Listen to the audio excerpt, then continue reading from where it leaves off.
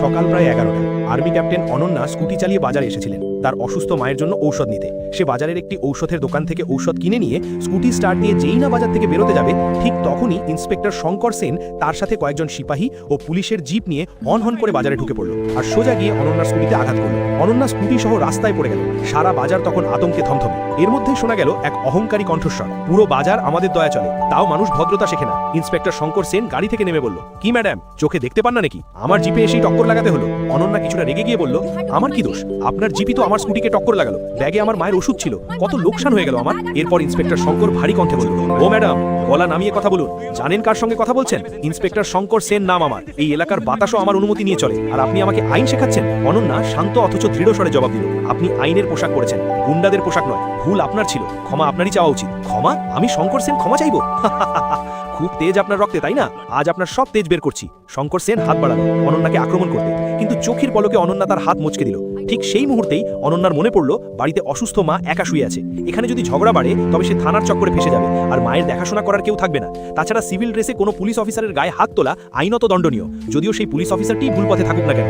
সে শঙ্কর সেন হাত ছেড়ে দিল। নিজের দলবল আর সাধারণ মানুষের সামনে অপমানিত বোধ করে শঙ্কর সেন প্রায় পাগল হয়ে গেল। সে রাগে চিৎকার করে উঠল, তুই পুলিশের গায়ে হাত তুলেছিস, এবার দেখ তোর কি দশা করি। সে লাঠি বের করে অনন্যার দিকে তেড়ে এলো, আজ তোকে বাজারের মাঝখানে নাক খত দেওয়াবো, চল ক্ষমা চা এক্ষুনি। বাজারের লোকজন সাহায্য করতে এগিয়ে আসার বদলে মোবাইল বের করে ভিডিও বানাতে শুরু করলো। সবাই শঙ্কর সেনকে জমের মতো ভয় পায়। অনন্যা চারপাশে তাকালো, সবাই দর্শক মাত্র। সে ভাবলো, এখন যদি আমি এর সাথে লড়াই করি তবে এ আমাকে মিথ্যে মামলায় ফাঁসিয়ে দেবে, আমার ছুটি নষ্ট হবে আর মায়ের চিকিৎসা থমকে যাবে। আমাকে বুদ্ধি দিয়ে কাজ করতে হবে। শঙ্কর সেন চিৎকার করলো, শুনতে পাসনি? হাঁটু গেড়ে বসে ক্ষমা চা, না হলে তোর স্কুটি বাজেয়াপ্ত করবো আর তোকে এক্ষুনি জিপে তুলে নিয়ে যাবো। তারপর থানায় যা হবে তুই কল্পনাও করতে পারবি না। অনন্যার মুষ্টি শক্ত হলো, তার রক্তে একজন ফৌজি বা সৈনিকের তেজ টকবক করছিল। সে চাইলে এক ঘুষিতে এই লোকটিকে অজ্ঞান করে দিতে পারত, কিন্তু সে লম্বা এক নিঃশ্বাস নিল। জেতার জন্য তাকে এখন হার মানতে হবে। হঠাৎ অনন্যার নজর শঙ্কর সেনের উর্দির পকেটে গেল, যা কিছুটা খোলা ছিল। তার মাথায় একটা বুদ্ধি খেলে গেল। অনন্যার পকেটে একটা ছোট্ট ওয়্যারলেস লিসেনিং ডিভাইস বা বাগ ছিল, যা সে প্রায়ই তার বিশেষ অপারেশনে ব্যবহার করত। ভুলবশত আজ সেটি তার জিন্সের পকেটেই রয়ে গিয়েছিল। অনন্যা চোখে মুখে মিথ্যে ভয়ের অভিনয় করল, না স্যার, প্লিজ আমাকে যেতে দিন, আমার মা খুব অসুস্থ। সে মিনতি করতে লাগলো। অসুস্থ? তাতে আমার কি? আগে পায়ে পড়ে ক্ষমা চা। শঙ্কর সেন তার জুতো এগিয়ে দিল। ভিলের মধ্যে থেকে দু একজন বলতে লাগলো, আহারে মেয়েটা, ছেড়ে দিন না সাহেব। কিন্তু শঙ্কর সেন শোনার পাত্র নয়। অনন্যা ধীরে ধীরে নিচে ঝুঁকল। একজন সৈনিকের জন্য হাঁটু গেড়ে বসা মৃত্যুর চেয়েও যন্ত্রণাদায়ক, কিন্তু তার লক্ষ্য বড় ছিল। নিচে ঝুঁকে সে হাত জোড় করে বলল, মাফ করে দিন স্যার, আমার ভুল হয়ে গেছে। শঙ্কর সেনের বুক গর্বে ফুলে উঠল। নিচে নাম, পা ছুঁয়ে দেখ। অনন্যা নিচু হয়ে শঙ্কর সেনের জুতো স্পর্শ করল, এবং সেই মুহূর্তেই অত্যন্ত নিপুণভাবে চোখের পলকে সেই ছোট্ট লিসেনিং ডিভাইসটি শঙ্কর সেনের প্যান্টের নিচের ভাঁজের ভেতর গুজে দিল। শঙ্কর সেন নিজের অহংকারে মত্ত ছিল, সে টেরও পেল না। অনন্যা উঠে দাঁড়ালো। মাথা নিচু থাকলেও তার ঠোঁটে একটা খুব ক্ষীণ হাসি ছিল। এবার খুশি তো সাহেব? অনন্যা নিচু স্বরে জিজ্ঞেস করলো। হ্যাঁ, এবার পালা এখান থেকে, আবার দেখলে ঠ্যাং ভেঙে দেবো। শঙ্কর সেন হাসতে হাসতে ভিড়ের দিকে হাত নাড়ালো, যেন সে কোনো যুদ্ধ জয় করেছে। অনন্যা তার স্কুটি তুলে নিল, ভাঙা ওষুধের বোতলগুলো ওভাবেই ফেলে রেখে পেছনে না তাকিয়ে চলে গেল। লোকে ভিডিও বানাচ্ছিল আর সোশ্যাল মিডিয়ায় ক্যাপশন দিচ্ছিল, পুলিশের গুন্ডামি অথবা ভিতুমি, কিন্তু কেউ জানতো না যে শিকার আসলে এখন মাত্র শুরু হলো। বিকেল 6টা বাজতে না বাজতেই সেই ভিডিও সারা শহরে আগুনের মতো ছড়িয়ে পড়ল। ফেসবুক, হোয়াটসঅ্যাপ, সব জায়গায় একই দৃশ্য। এক জেলা শাসক সোনিয়া সেন তার অফিসে ফাইলের কাজে ব্যস্ত ছিলেন, তখনই তার পিএ এসে খবর দিল, ম্যাডাম, আপনার এটা দেখা উচিত, শহরে তোলপাড় শুরু হয়েছে। ভিডিওটি দেখার সময় সোনিয়া সেনের চেহারা শক্ত হয়ে উঠল, কিন্তু ভিডিওর শেষে যখন অনন্যা স্কুটি তুলে চলে যাচ্ছে, সোনিয়া সেন ভিডিওটি পজ করলেন। তিনি অনন্যার দাঁড়ানোর ভঙ্গি লক্ষ্য করলেন। এটা কোনো সাধারণ মেয়ে নয়। যেভাবে ও দাঁড়িয়ে আছে, যেভাবে নিজের রাগকে হজম করেছে, এই শৃঙ্খলা কোনো সাধারণ মানুষের হতে পারে না। খোঁজ নাও, এই মেয়েটি কে এবং কোথায় ওর বাড়ি, আমি নিজে যাব। পিএ অবাক হয়ে বলল, ম্যাডাম, আপনি নিজে যাবেন? আমি কোনো হাবলদারকে পাঠিয়ে দিচ্ছি। না, সোনিয়া সেন বললেন, যে পুলিশ এই কাণ্ড করেছে তাদের ওপর ভরসা করা যায় না। গাড়ি বের করো। শহরের একটি পুরনো আর পিছিয়ে পড়া এলাকার একটি ছোট্ট বাড়ি। পলেস্তারা খসে পড়া দেওয়াল হলেও উঠানটা একদম পরিষ্কার পরিচ্ছন্ন। অনন্যা তখন ঘরের ভেতরে। অনন্যা একটি খাটের পাশে বসেছিল, যেখানে একজন বৃদ্ধ ও দুর্বল নারী শুয়েছিলেন। তিনি অনন্যার মা। মা কাশতে কাশতে জিজ্ঞেস করলেন, বাপি, ওষুধ এনেছিস? অনন্যার বুক ফেটে যাচ্ছিল। বাজারে যা হয়েছে তা মনে পড়ে গেল। ওষুধের বোতলগুলো সব ভেঙে চুরমার হয়ে গেছে, কিন্তু সে মাকে তা জানালো না। হ্যাঁ মা, এই তো দিচ্ছি, অনন্যা হেসে বলল, এবং রান্নাঘর থেকে গরম জল আর ঘরে থাকা পুরনো একটি বড়ি নিয়ে এলো। মায়ের মাথা নিজের কোলে রেখে সে জল খাইয়ে দিচ্ছিল। বেটি, তুই কেন এলি? দেশ তোকে এখন বেশি প্রয়োজন। মা বললেন। অনন্যা মায়ের কপালে জল পট্টি দিতে দিতে বলল, দেশের আমাকে দরকার আছে মা, কিন্তু আমার আপনাকে দরকার। আপনি একটু সুস্থ হয়ে যান, তারপর আমি চলে যাব। ঠিক তখন বাইরে একটি নীল বাতি দেওয়া গাড়ি থামার আওয়াজ এলো। অনন্যা চমকে উঠল। শঙ্কর সেন কি তবে বাড়ি পর্যন্ত চলে এসেছে? সে পাশে রাখা একটি লোহার রড হাতের কাছে রাখল এবং বাইরে বেরোলো। কিন্তু বাইরে পুলিশের জিপ ছিল না, দাঁড়িয়েছিল জেলা শাসকের সাদা অ্যাম্বাসেডর গাড়ি। গাড়ি থেকে এক তেজস্বী নারী নামলেন। তিনি ডিএম সোনিয়া সেন। অনন্যা তাকে দেখেই বুঝতে পারল তিনি প্রশাসনের লোক। অনন্যা বিনীতভাবে নমস্তে জানালো, কিন্তু স্যালুট করল না, কারণ সে তখন সিভিল ড্রেসে ছিল এবং সোনিয়া সেন তার কাছে একজন অপরিচিত মানুষ। আপনি? অনন্যা জিজ্ঞেস করল। সোনিয়া সেন তাকে ওপর নিচ একবার দেখলেন। আমার নাম সোনিয়া সেন, এখানকার ডিএম। আমি তোমার ভিডিওটা দেখেছি, তুমি ঠিক আছো কিনা তা জানতে এসেছি। ভয় পেও না, ওই ইন্সপেক্টরের বিরুদ্ধে কঠোর ব্যবস্থা নেওয়া হবে। অনন্যা ম্লান হেসে বলল, ধন্যবাদ ম্যাডাম, কিন্তু আমার কোনো ব্যবস্থার প্রয়োজন নেই। আমি ক্ষমা চেয়ে নিয়েছি, ওখানেই সব চুকে গেছে। সোনিয়া সেন অবাক হয়ে বললেন, তুমি ক্ষমা কেন চাইলে? ভিডিওতে পরিষ্কার দেখা যাচ্ছে দোষ ওর ছিল। কারণ আমার কাছে সময় ছিল না ম্যাডাম, মা ভেতরে খুব অসুস্থ। আমি যদি সেখানে ঝামেলা বাড়াতাম তবে রাতটা আমাকে থানায় কাটাতে হতো, আর আমার মাকে এক ফোঁটা জল দেওয়ার মতো কেউ থাকতো না। সোনিয়া সেনের নজর অনন্যার চোখের দিকে ছিল। হঠাৎ তিনি দেখলেন অনন্যার আলমারির ওপর একটি ছবি রাখা, উর্দিতে কাঁধে 3টে স্টার লাগানো, একজন ক্যাপ্টেনের উর্দি। সোনিয়া সেন চমকে উঠে বললেন, তুমি আর্মিতে আছো? অনন্যা কোনো জবাব না দিয়ে শুধু চোখ নামিয়ে নিল। সোনিয়া সেন বিশ্বাস করতে পারছিলেন না, একজন আর্মি ক্যাপ্টেন হয়ে তুমি ওই রাস্তার গুন্ডার মতো ইন্সপেক্টরের পা ছুলে? কেন ওকে ওখানেই পিষে দিলে না? অনন্যা মাথা তুলল। তার চোখে এখন সেই আগুন যা সে বাজারে লুকিয়ে রেখেছিল। ম্যাডাম, একজন ফৌজিকে শেখানো হয় শত্রুকে তখনই মারো যখন সে একদম নিশ্চিন্ত থাকে। আমি যদি সেখানে ওকে মারতাম তবে সেটা হতো শুধু একটা সামান্য ঝগড়া, কিন্তু এবার যা হবে তা হবে ন্যায় বিচার। মানে? সোনিয়া সেন জিজ্ঞেস করলেন। অনন্যা পকেট থেকে তার ফোন বের করলো এবং একটি হেডফোন সোনিয়া সেনের হাতে দিল। শুনুন ম্যাডাম, ও এখন কি করছে। সন্ধে নেমেছে। ইন্সপেক্টর শঙ্কর সেন তার কালো স্করপিও গাড়িতে করে হাইওয়ে দিয়ে যাচ্ছিল। তার পাশে তার চামচা কনস্টেবল মদন দাস বসা। গাড়িতে এসি চলছে এবং শঙ্কর সেন খুব খুশি। ওদিকে অনন্যার পুরনো ঘরে তখন নিস্তব্ধতা।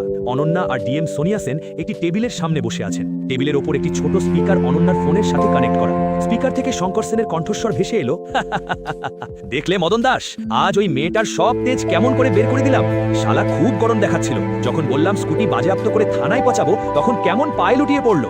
এই ভয়টাই তো আমি ভালোবাসি। মদন দাস বলল, ঠিক বলেছেন বস, কিন্তু মেয়েটাকে দেখে শিক্ষিত মনে হচ্ছিল।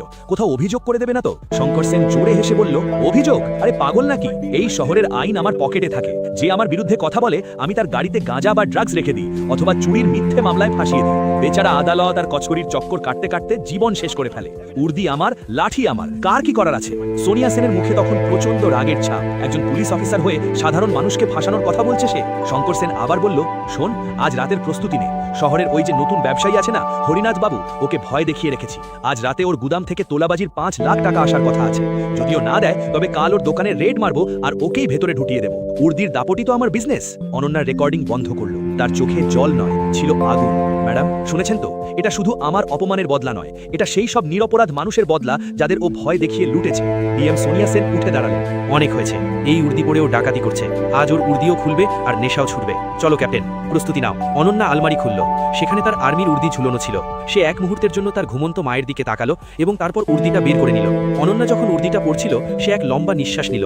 এই পোশাক তার কাছে শুধু এক টুকরো কাপড় ছিল না, ছিল সেই আদর্শ যার জন্য সে অস্ত্র তুলেছিল। বাইরে রাত আরও গভীর হয়েছে। সোনিয়া সেন ফোন তুললেন। কণ্ঠে এক হিমশীতল আত্মবিশ্বাস। এসপি বিক্রম, আমি সোনিয়া সেন বলছি। এখনই আমার এক দল বিশ্বস্ত টিম চাই, কেউ যেন ঘুণক্ষরেও টের না পায়। Target inspector Shankar Sen. Phone রাখার পর সোনিয়া সেন অনন্যার দিকে ফিরলেন। আজ জাল বিছানো হবে। শঙ্কর সেন নিজের পাতা ফাঁদেই আটকা পড়বে। রাত তখন 9টা। শঙ্কর সেন শহরের বাইরে একটি ধাবায় বসে আয়েশ করে চিকেন খাচ্ছিল। শঙ্কর সেন সেই ব্যবসায়ীর কাছ থেকে টাকা পাওয়ার অপেক্ষায় ছিল। ঠিক তখনই ধাবার বাইরে একের পর এক গাড়ির হেডলাইট জ্বলে উঠল। মুহূর্তের মধ্যে ধাবার পরিবেশ বদলে গেল। ধাবার মালিক ঘাবড়ে গেল। গ্রাহকরা ভয় পেয়ে পেছনের দিকে সরে যেতে লাগলো। সবার আগে একটি সাধারণ গাড়ি এসে থামল। দরজা খুলল এবং সবার আগে নামলো অনন্যা। আর্মির উর্দিতে সুশৃঙ্খল পদক্ষেপ, চোখে মুখে কোনো ভয়ের চিহ্ন নেই। শঙ্কর সেন তাকে উপর নিচ একবার দেখে নিয়ে হাসল। ওহো আর্মি, এখন বুঝলাম সেদিন তোর তেজ এত বেশি কেন ছিল। সে কাছে এগিয়ে এলো এবং বিদ্রুপে সুরে বলল, উর্দি বদলালেই নিজেকে বাঘ মনে করছিস নাকি? আরে ম্যাডাম, এটা হাইওয়ে, বর্ডার নয়। এখানে আমি যা বলবো তাই হবে, বুঝেছিস? অনন্যা কিছু বলল না, শুধু স্থিরভাবে তার দিকে তাকিয়ে রইল। শঙ্কর সেন তখন তাকে নিয়ে ঠাট্টা আর তামাশা শুরু করেছে। দেশ বাঁচাতে এসেছে, ট্রেনিংয়ে বোধহয় বেশি জোশ ভরে দেওয়া হয়েছে। ঠিক সেই মুহূর্তে পেছনে আরও গাড়ি এসে থামল। এবার সাইরেন ছিল না, ছিল এক ভারী উপস্থিতি। মাঝখানের গাড়ির দরজা খুলে ডিএম সোনিয়া সেন বাইরে এলেন। সাধারণ সুতি স্যুট, হাতে ফাইল, শান্ত চেহারা। শঙ্কর সেনের হাসি মাঝপথেই থেমে গেল। ম্যাডাম, তার কণ্ঠস্বর প্রথমবারের মতো কেঁপে উঠল। ধাবায় এমন নিস্তব্ধতা নেমে এলো যে বাতাসের শব্দও পরিষ্কার শোনা যাচ্ছিল। শঙ্কর সেনের হাত থেকে চিকেনের টুকরোটা প্লেটে পড়ে গেল, গলায় খাবার আটকে গেল তার। সে চেয়ার থেকে ওঠার চেষ্টা করছিল, কিন্তু তার পা দুটো যেন অসর হয়ে গিয়েছিল। ডিএম সোনিয়া সেন নিজের ফাইলটি গাড়ির বনেটের ওপর রাখলেন এবং ধীরে ধীরে শঙ্কর সেনের দিকে এগিয়ে এলেন। তার জুতোর ঠক ঠক শব্দ শঙ্কর সেনের হৃদস্পন্দন বাড়িয়ে দিচ্ছিল। সোনিয়া সেনের পেছনে এসপি বিক্রম এবং তার পুরো স্পেশাল টাস্ক ফোর্স দাঁড়িয়েছিল। যে সিপাহী আর হবলদার মদন দাসরা এতক্ষণ শঙ্কর সেনের সাথে বসে হাসাহাসি করছিল, তারা কারেন্ট খাওয়ার মতো ছিটকে দাঁড়িয়ে পড়ল। তারা শঙ্কর সেনকে একা ফেলে ধীরে ধীরে পেছন দিকে সরে যেতে লাগলো। সোনিয়া সেন তার শীতল আর কঠোর গলায় জিজ্ঞেস করলেন, কি হলো ইন্সপেক্টর? এখনই তো খুব হাসছিলেন, হাসি থেমে গেল কেন? আর কি বলছিলেন যেন আপনি? এখানে আমি যা বলবো তাই হয়? শঙ্কর সেন ঘামে ভিজে একাকার হয়ে গেল। পকেট থেকে রুমাল বের করে কপাল মুছতে চাইল, কিন্তু হাত এত কাঁপছিল যে রুমালটি মাটিতে পড়ে গেল। সে কাঁপতে কাঁপতে স্যালুট দেওয়ার চেষ্টা করলো। ম্যাডাম জয় হিন্দ। ওটা তো আমরা মজা করছিলাম, স্টাফদের মন হালকা করার জন্য। এই ম্যাডাম তো আমাদের পুরনো পরিচিত, আমরা তো শুধু কথা বলছিলাম। অনন্যার কণ্ঠস্বর বিদ্যুৎ চমকানোর মতো গর্জে উঠল। মিথ্যে! অনন্যা এক ধাপ এগিয়ে এসে বলল, পরিচয় নয়, তুমি অপরাধ করেছো শঙ্কর সেন, আর আজ তোমার এই মজাই তোমার গলার ফাঁস হবে। সেদিন তুমি একজন মেয়ের অসহায়ত্ব দেখেছিলে, আজ একজন সৈনিকের শক্তি দেখবে। শঙ্কর সেন এদিক ওদিক তাকালো, পালানোর কোনো পথ ছিল না। তবুও সে তার শেষ রাজনৈতিক ক্ষমতা দেখানোর চেষ্টা করলো। ভাবলো হয়তো কোনো নেতার নাম নিলে বেঁচে যাবে। দেখুন ম্যাডাম ডিএম, আমি একজন সিনিয়র ইন্সপেক্টর। আপনি বিনা ওয়ারেন্টে আমাকে এভাবে জনসমক্ষে অপমান করতে পারেন না। আমারও উপর পর্যন্ত যোগাযোগ আছে। আমি যদি মন্ত্রী মহোদয়কে ফোন করি? সোনিয়া সেন একটি ভয়াবহ বিদ্রুপের হাসি হাসলেন। যোগাযোগ? তোমার যোগাযোগের কথা তো আমরা এখনই শুনলাম। আর মন্ত্রী মহোদয়, তাকে এই অডিও ক্লিপটা আমি 10 মিনিট আগেই পাঠিয়ে দিয়েছি। তিনি নিজেই বলেছেন এই আবর্জনা পরিষ্কার করতে। সোনিয়া সেন পকেট থেকে ফোন বের করলেন। ব্লুটুথ স্পিকারটি তখনও কানেক্ট ছিল। তিনি প্লে বটন টিপলেন। কণ্ঠস্বর প্রতিধ্বনিত হলো, এই শহরের আইন আমার পকেটে থাকে, গাঁজা রেখে দিই, চুরির মিথ্যে মামলায় ফাঁসিয়ে দিই, উর্দি আমার, লাঠি আমার, কার কি করার আছে? ধাবায় উপস্থিত প্রতিটি মানুষ, ট্রাক ড্রাইভার, ওয়েটার, এমনকি এসপি বিক্রমও সেই রেকর্ডিং শুনলেন। শঙ্কর সেনের মুখ হলুদের মতো ফ্যাকাশে হয়ে গেল, পায়ের নিচের মাটি সরে গেছে তার। সে জানতো এটা তারই কণ্ঠস্বর, তার নিজের অহংকারী আজ তার বিরুদ্ধে সবথেকে বড় সাক্ষী হয়ে দাঁড়িয়েছে। বিশ্বাসঘাতকতা! শঙ্কর সেনের খাস চামচা মদন দাস, যে এতক্ষণ কাঁপছিল, সে হঠাৎ চিৎকার করে উঠল, ম্যাডাম ম্যাডাম, আমাকে ক্ষমা করে দিন, এসব শঙ্কর সেন স্যার করাতেন, আমরা তো বাধ্য ছিলাম, উনি আমাদের সাসপেন্ড করার ভয় দেখাতেন। শঙ্কর সেন মদন দাসের দিকে তাকালো, তার চোখে ছিল চরম বিশ্বাসঘাতকতার যন্ত্রণা। ডুবন্ত জাহাজ থেকে ইঁদুররা সবার আগে পালায়, আর আজ শঙ্কর সেনের জাহাজ ডুবে গিয়েছে। সোনিয়া সেন ফোন বন্ধ করলেন। এসপি বিক্রম, সোনিয়া সেন আদেশ দিলেন, শুনলেন তো এই নমুনা আপনার ডিপার্টমেন্টের? উর্দি পড়ে তোলাবাজি, নির্দোষদের ভাসানো আর একজন আর্মি অফিসারের সাথে অভদ্রতা। একে এক্ষুনি এই মুহূর্তে সাসপেন্ড করা হলো। Yes ma'am. এসপি বিক্রম এগিয়ে এলেন, তার হাতে হাত করা চকচক করছিল। হিসেব এখনো বাকি আছে। 1 মিনিট স্যার। অনন্যা হাত তুলে এসপিকে থামালো। অ্যারেস্ট করার আগে কিছু পুরনো হিসেব মেটানো বাকি। অনন্যা ধীরে ধীরে শঙ্কর সেনের একদম সামনে গিয়ে দাঁড়ালো।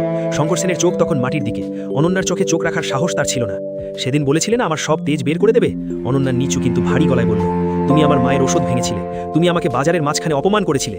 শঙ্কর সেন কিছু বলতে যাওয়ার আগেই ঠাই! শঙ্কর সেনের গালে এক সপাটে চড় কষালো অনন্যা।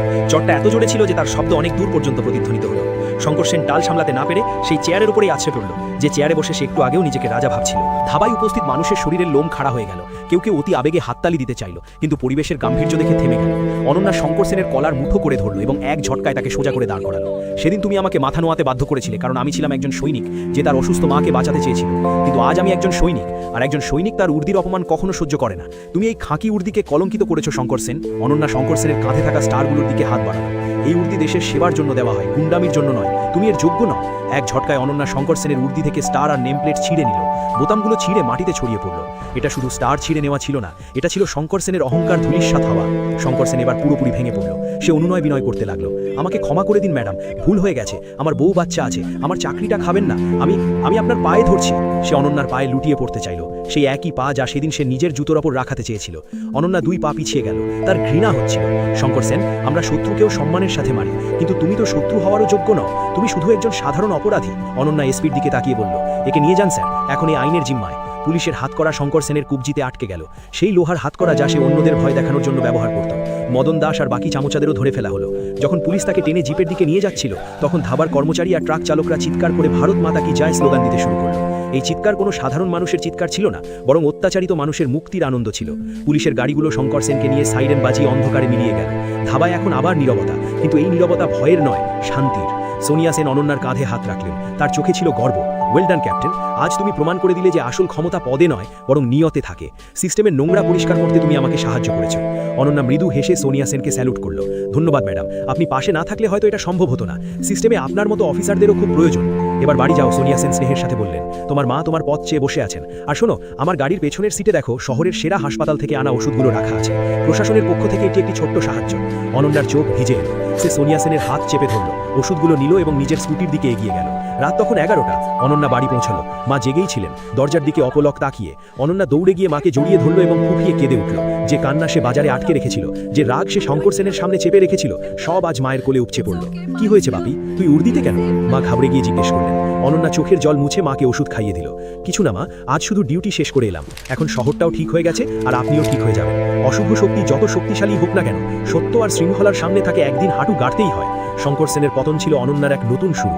তো বন্ধুরা, যদি এই গল্পটি আপনার হৃদয় ছুঁয়ে থাকে তাহলে ভিডিওটিতে একটি লাইক দিয়ে চ্যানেলটি সাবস্ক্রাইব করতে ভুলবেন না। আপনারা কে কোন জায়গা থেকে ভিডিওটি দেখছেন কমেন্টে জানানোর অনুরোধ রইল। আপনাদের প্রতিটি লাইক ও কমেন্ট আমাদের আরও নতুন গল্প বলার অনুপ্রেরণা যোগায়।